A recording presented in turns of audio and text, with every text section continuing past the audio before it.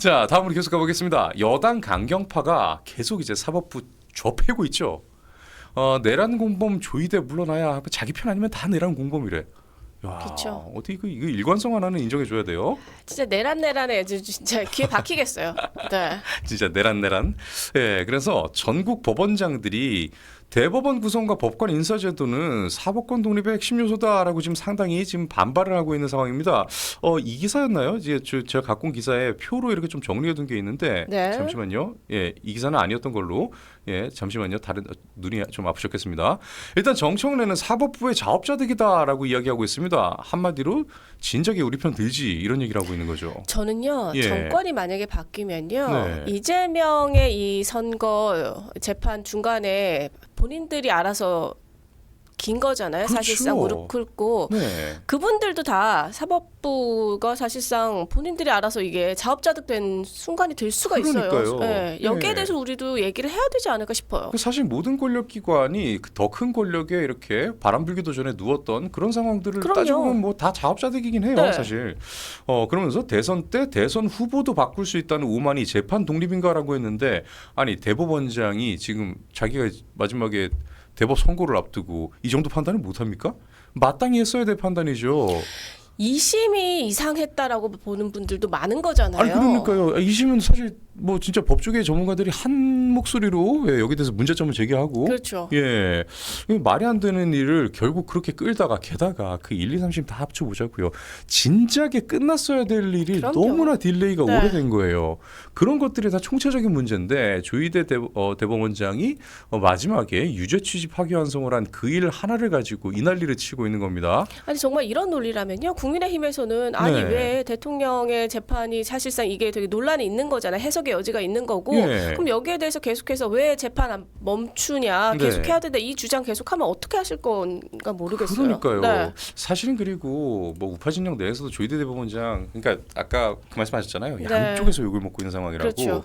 뭐 정치적으로 판단하면은 어느 한쪽으로 입장을 확실하게 했어야 해요. 다만 이 사람이 정치인이 아니잖아요. 그럼요. 그러면 네. 본인 입장에서 조희대 대법원장은 뭐 제 개인적으로도 할 만큼 했다고 봐요. 저도요. 네, 예. 물론 아쉬운 부분이 있다라는 건 저도 그러니까요. 뭐 그 마음을 이해 못하는 건 아니지만 네. 사실 저렇게도 안 했던 사람들이 상당이잖아요. 그 전부죠, 전부. 네, 알아서 지금 무릎 꿇고 끼고 네. 있는 상황 속에서도 어쨌든 목소리를 그러니까 그 목소리가 개인적인 게 아니라 법적으로 그게 그러니까요. 그렇게 판단을 한 거기 때문에 예. 저는 그렇지도 못한 판단을 내렸던 그 네. 이재명과 민주당 앞에 섰던 그분들에 대한 비판이 먼저 있어야 되지 않을까 저는 그 생각을 그러니까요. 하거든요. 다만 이제 시스템에 대해서 이해도가 높은 사람이 자기가 그렇게 파기환송을 시켜버리면 그게 유죄 취지였더라도 대선에 당선이 됐을 경우 이 모든 게 무마될 수 있는 가능성을 예측을 못하지 않았을 텐데라고 하겠지만 그 역시도 정치적인 판단의 네. 영역이라는 거죠.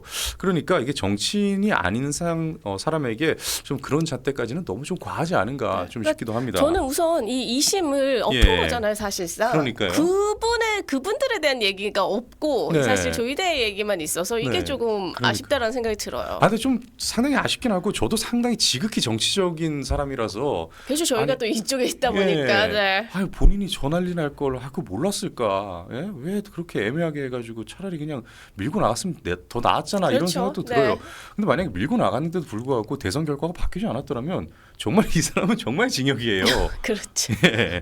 그렇죠. 그런 걸 생각하면 네. 네, 뭐 책임질 수 없는 부분에 대해서 조언을 하는 거는 뭐 좀 애매한 것 같습니다. 그래도 뭐 아쉽지 않은 건 아니죠. 너무나 아쉽습니다. 그렇죠. 이런 와중에 추미애 지금 법사위원장이죠.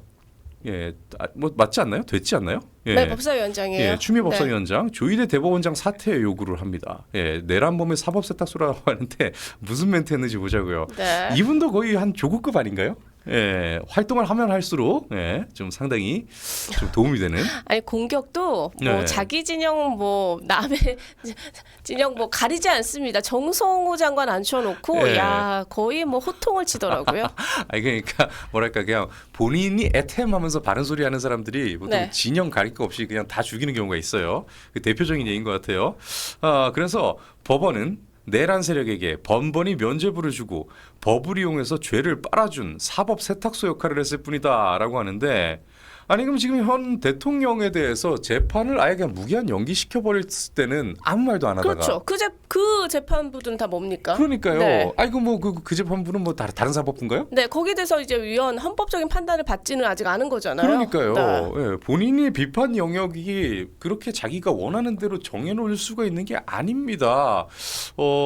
저희 심지어 저희도 심지어 그 우파 방송이라고 하는 저희마저도 민주당만 이렇게 정해놓고 비판하지 않잖아요.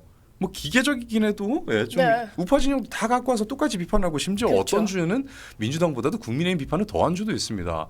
그런데 무려 선출직 정치인이라는 사람이 말이에요. 그럼요. 아니 그리고 저희 우파 시민 여러분들 그거잖아요. 예. 사실 이재명의 재판 문제가 많고 왜 중단하냐 여기에 목소리를 내고 싶은데 그래도 네. 우파 시민 여러분들은 나라 생각해서 저는 그렇게 생각해요. 나라 생각해서 맞아요. 지금 어쨌든 뽑힌 대통령 흔들면 네. 이게 전반적으로 국가에 여러 그러니까요. 가지 뭐 이제 불안정이나 이런 것들을 가속화할 수 있기 때문에 네. 그런 거 생각해서 우파 시민 여러분도 참고 있는 거잖아. 그럼요. 왜 자꾸 건드려요? 그 정확한 게 우파 시민들은 기본적으로 기브앤테이크에 대한 이 마인드가 있기 때문에 내가 시스템을 무너뜨리고 다시 되찾아온다 하면은 언젠가 누군가가 이 무너진 시스템으로 다시 뺏길 수도 있다는 생각을 네. 해요. 그러니까 체제가 무너지는 데는 어느 정도 선이 있어야 된다라고 생각을 하는 거죠. 그렇죠. 그러니까 극단적으로까지는 안 갑니다. 그런데 그 모든 체제나 이 뭐 이렇게 이어온 이런 전통이나 이런 것들이 상관이 없는 사람들이 있죠. 네. 좌파 진영이 그렇잖아요. 그렇죠. 그러니까 나라를 생각하는 게 아니라 자기 진영만 맞아요, 생각하는 맞아요. 자기 이 예. 진영들 자기를 지지하는 층만 생각하는 곳이 아닐까 싶어요. 맞아요. 나머지는 다 수단일 뿐이니까 그렇죠. 그들에게. 네. 아유, 참, 그렇습니다. YJ2님께서 내 팔 말이 없네라고 하는데 진짜 내 팔 말이 없더라고요. 이따가 저희 온라인 반응에서 명동 얘기할 건데 이거 보시는 순간 진짜 내 팔 말이 오실 겁니다. 그러니까 온라인 반응 나올 때까지 여러분 어디 나가시면 안 돼요. 네. 자, 미 국무부 부장관이 방한을 했습니다. 국무부 부장관이라는 위치가 우리에게는 조금 생경하죠. 미국 같은 경우에 특히 국무부 같은 경우에는 장관이 있고 장관이 이제 마코 루비오잖아요. 그 밑에 부장관이 2명이 있고 그 밑에 또 6명의 차관으로 부장관 아래 차관이 이렇게 늘어서 있다고 합니다. 근데 지금 부장관은 1명이 있다고 해요. 트럼프 대통령 행정부 2기 행정부 들어와서 국무부 좀 이렇게 임명을 안 하는 식으로 좀 약간 위축을 시키고 있다고 하더라고요. 네. 자, 한국인 구금 사태에 대해서 깊은 유감이다라고 방한을 했어요, 이분이. 예, 방한해가지고 이야기를 하고 있습니다. 이 랜도 부장관인데. 자, 지금 그 폭풍이 좀 불다 보니까 예. 네, 욕심이 조금 시작 뭐라고 해야 되겠죠? 좀 수습에 나선 듯한 느낌이 좀 미국에서 네. 들어요. 그런 것 같아요. 네. 원래 이제 이 미국 국무부가 전 세계의 타 국가들에게 이 미국의 방식을 대변하는 미국의 외교 방향을 대변하는 역할을 하잖아요. 그러다 보니까 이제 뭐 장관 같은 경우야 미국의 방향 밀고 나가고 부장관이 어느 정도 약간 좀 다독이고 이런 게 있는 것 같아요. 그래서 이제 방한을 했습니다. 방한을 해서 향후에 어떠한 유사 사태도 발생하지 않도록 노력하겠다라고 하는데 그 노력은 사실은 우리도 같이 해야 되는 부분입니다, 분명히. 그래서 이번 사태를 계기로 제도 개선 및 한미 관계 강화를 위한 전기로 활용해 나가자라고 하면서요. 지금 여기 귀국한 이분들에 대해서 향후에 어떤 불이익도 발생하지 않게 하겠다. 그러니까 이제 재입국하는 문제에 있어서 네. 불이익이 없게 하겠다라고 이야기를 했다고 합니다. 어느 정도 좀 일단락은 되는 것 같네요.